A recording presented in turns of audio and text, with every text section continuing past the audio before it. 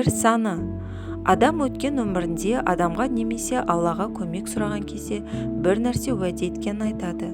Қылмыс жасап өкінген немесе біреуге берген анты бар.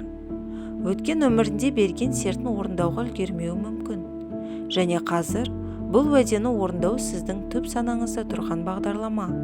Аяқталмаған істі адамның мінез-құлқы және оның өмірге қанағаттану дәрежесінен байқауға болады. Пысықтау, ант немесе уәдені орындау керек. 2 саны. Өткен өмірдегі адамның жаны шектен тыс болып көрінген нәрсені біле бастады. Адам қиын сәттерді басынан өткізген соң, ол рухани дамумен айналыса бастады. Мүмкін адам рухани дамытуды үйретумен немесе емдеумен айналыса бастаған болар. Астральды өріс өте сезімтал болғандықтан адам өте сақ жүреді. Қорқыныш сезімі қатты.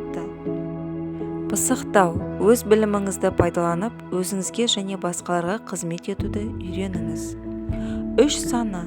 Адам бұрыннан керемет нәрсені көрген, оны таң қалдырған, тіпті ойлауды өзгерткен.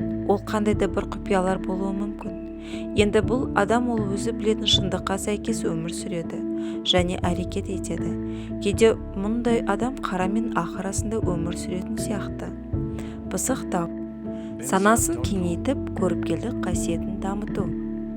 Достар, келесі сандарды менің келесі видеоларымнан көре аласыздар. Ол үшін менің каналыма тіркеліп, комментарий жазуды ұмытпаңыз.